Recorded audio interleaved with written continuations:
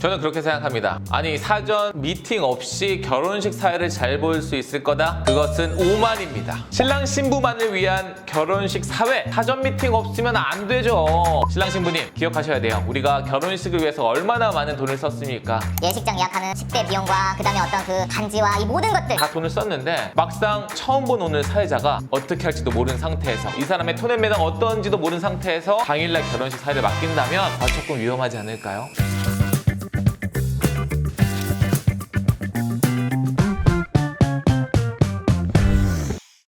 자, 사전 미팅에 관련한 영상입니다. 우리 신랑님들 결혼식 앞두고 정장 맞추시잖아요. 기성복을 맞추시는 분도 계시고 어떤 분들은 맞춤 정장을 하기도 합니다. TMI이긴 하지만 저는 팔이 길어서 맞춤 정장을 했는데, 사실 맞춤 정장을 할 때 귀찮은 게 있어요. 몇 번이고 가서 미리 채촌, 이 치수를 재야 되고요. 그 다음에 가봉, 일단은 간으로 나온 그 옷에 대해서 잘 나왔는지 확정짓는 그런 과정들이 필요합니다. 번거롭죠. 바쁜 일상 중에 또 가야 하니까. 하지만 그렇게 중간 단계가 있기 때문에 맞춤 정장이 딱 내 옷이 되는 겁니다. 딱 내 몸에 맞는 것이 되는 거잖아요. 그게 필요한 과정이기 때문이죠. 동일합니다. 결혼식 사회도요, 맞춤 정장과 같은 단계가 필요하다는 거죠. 그게 바로 사전 미팅입니다. 사전 미팅의 중요성 사실 누구나 알 것 같지만, 그렇다면 뭘 물어봐야 될지, 어떤 부분이 포인트가 될지는 한번 이 영상을 통해서 제가 체계적으로 알려드리도록 하겠습니다. 자, 먼저 사전 미팅이 필요한 이유입니다. 첫 번째인데요. 첫 번째는 라포 형성 신뢰감이라고 저는 표현할 수 있을 것 같아요. 간혹 가다가 예식장에 결탁된, 계약이 된 사회자가 당일날 딱 현장에 와서 그 현장에서 인사하고 짜여진 템플릿 그대로 진행을 하는 경우가 있는데, 저는 조금 위험하지 않을까라는 생각이 듭니다. 신랑 신부님 기억하셔야 돼요. 우리가 결혼식을 위해서 얼마나 많은 돈을 썼습니까? 예식장 예약하는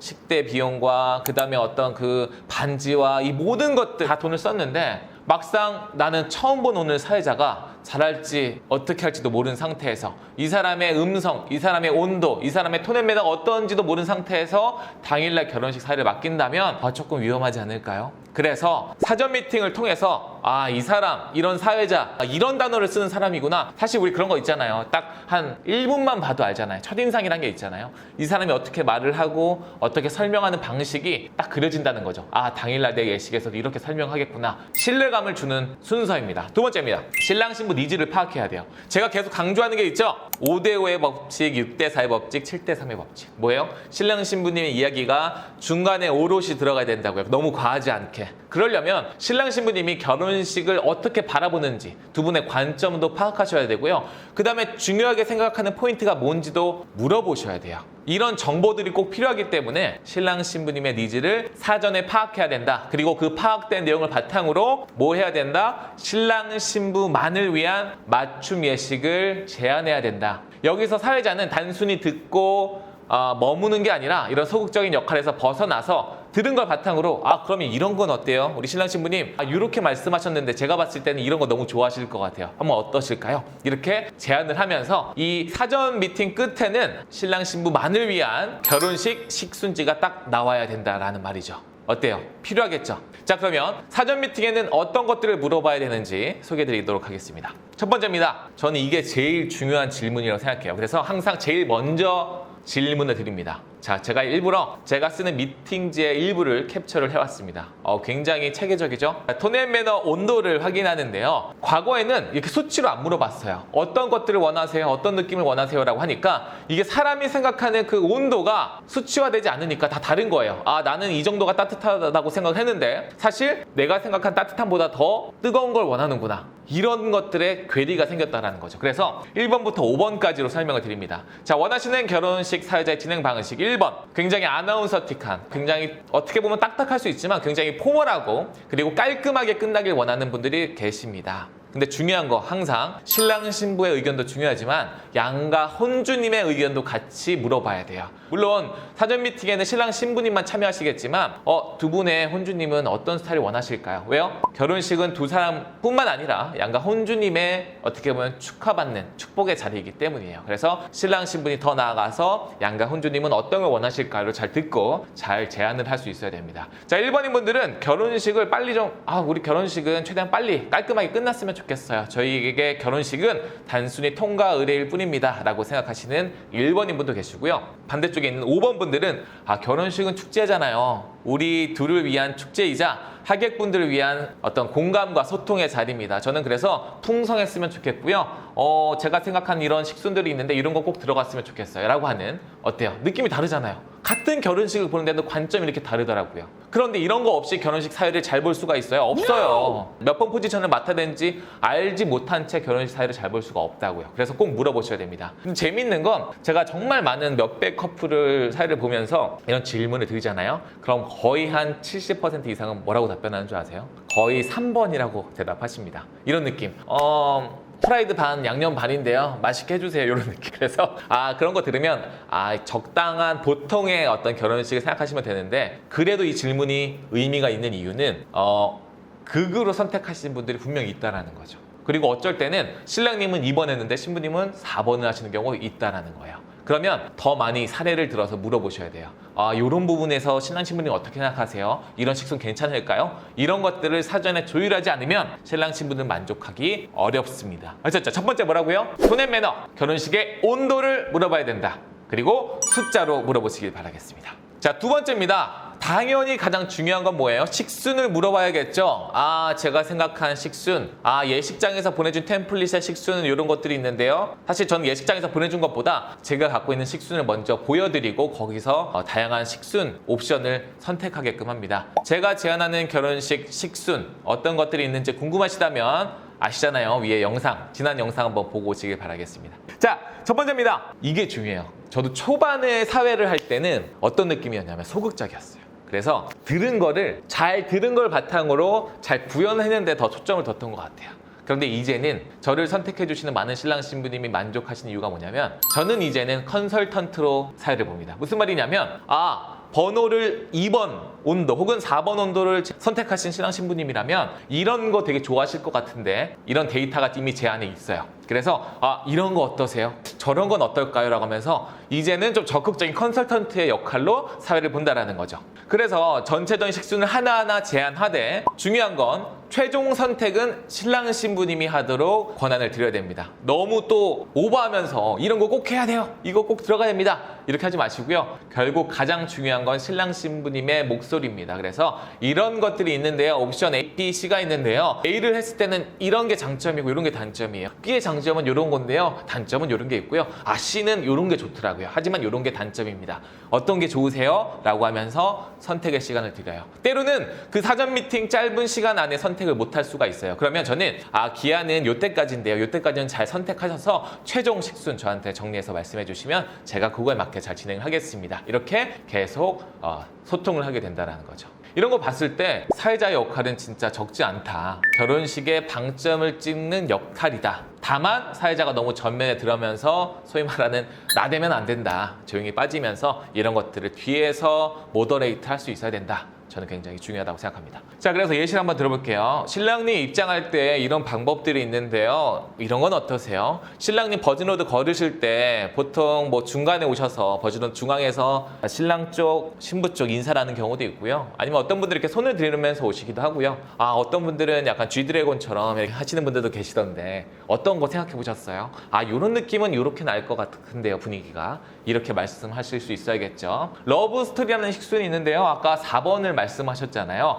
그렇다면 이 러브스토리 제가 봤을 때 4번 선택하신 분들은 거의 90% 이상 만족을 하신 것 같습니다. 어떻게 하면 되냐면요. 이렇게 하는 겁니다. 이해되시죠? 러브스토리 처음 들어본다 하시는 분들은 역시 여기 꼭 보고 오셔야 됩니다. 자, 마지막으로 또 이런 것도 가능하겠죠. 사회자 이벤트 이런 것들이 있는데요. 제가 봤을 때 이건 좀 과하더라고요. 근데 과하더라도 만약에 두 분이 만족하시면 이런 것도 제가 얼마든지 할 수 있고요. 하지만 이런 것도 괜찮을 것 같아요. 적당히 재밌으면서 적당히 위트 있는 이런 이벤트는 어떨까요? 이렇게 뭐예요? 지금 내가 뭐 하고 있어요? 제안을 하고 있죠. 컨설턴트의 역할을 할 수 있는 게 바로 이 식순의 부분입니다. 많은 시간을 할애해야 될 거고요. 많이 들으셔야 될 것 같습니다. 아셨죠? 자, 다음입니다. 마지막인데요. 사전 인터뷰라는 저는 숙제를 내드려요. 저는 숙제라고 표현을 하는데 신랑 신부님의 이야기를 최대한 갖고 있어야 돼요. 이런 소스들이 많아야 중간중간 예식에 쓸 수 있다고요. 이런 것들이 없잖아요. 신랑 신부님의 스토리에 대한 소스가 없으면 그냥 다 똑같아요.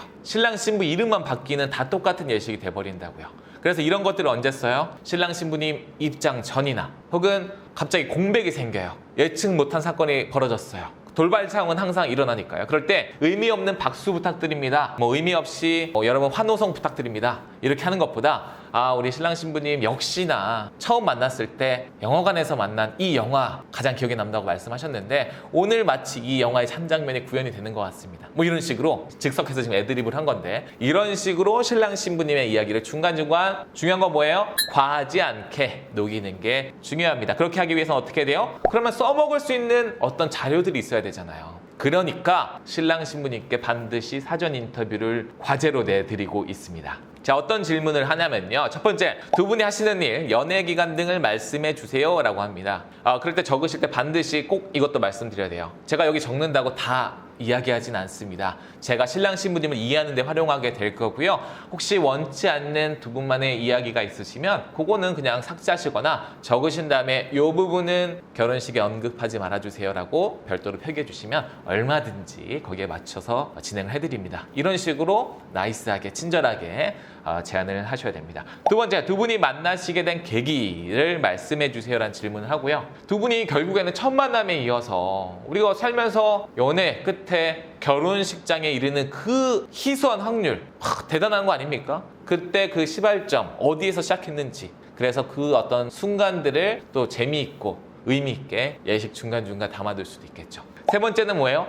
연애 중 가장 기억에 남는 순간은 언제인가요? 라고 해서 질문을 드리기도 합니다. 지금 보시면 여기 신랑 신부 나누어져 있는 건 반드시 신랑님의 답변과 신부님의 답변을 따로 물어봅니다. 저는 그렇게 하고 있는데 왜냐하면 두 분이 기억하는 순간이 또 다를 수가 있기 때문에 두 분의 얘기를 다 듣고 이런 스토리가 더 좋겠다. 이런 스토리가 더 적합하겠다. 이런 것들을 머릿속에 저장해 두는 거죠. 네 번째입니다. 사실 저는 가장 중요한 질문이 이 네 번째와 다섯 번째 질문이라고 생각을 하는데 네 번째는 뭐예요? 상대방의 장점, 다섯 번째는 결혼을 결심하시게 된 계기 물어봅니다. 장점 같은 거는 특히나 우리 신랑 신부님께 이목이 집중되는 순간 언제예요? 신랑 입장 바로 전이나 신부 입장 바로 전에 잘 활용하게 되거든요. 중요한 건 이때 너무 길게 장황하게 어떤 문어체 형태로 또 소개하면 너무 루즈해집니다. 두 주인공이 입장하기 바로 그 직전 하객분들의 집중, 화려한 조명이 그분들을 비출 때 짧고 재밌고 위트 있지만 의미 있게 딱 설명을 해드려야 돼요. 이런 거는 제가 나중에 기회가 되면 웹 세미나 같은 데서 여러분께 한번 하는 방법들을 직접 보여드리도록 할게요. 다만 중요한 건 뭐예요? 이렇게 하려면 뭐가 있어야 된다? 소스가 있어야 된다. 그러니까 반드시 두 분의 장점을 물어봐야 된다. 다섯 번째는 뭐예요? 아무리 좋은 사람이 있어도 이 사람과 결혼을 해야겠다 라고 결심하는 건 또 다른 얘기더라고요. 저도 그랬거든요. 저는 결혼을 결심하시게 된 계기 누가 저한테 물어본다면 넘어가겠습니다.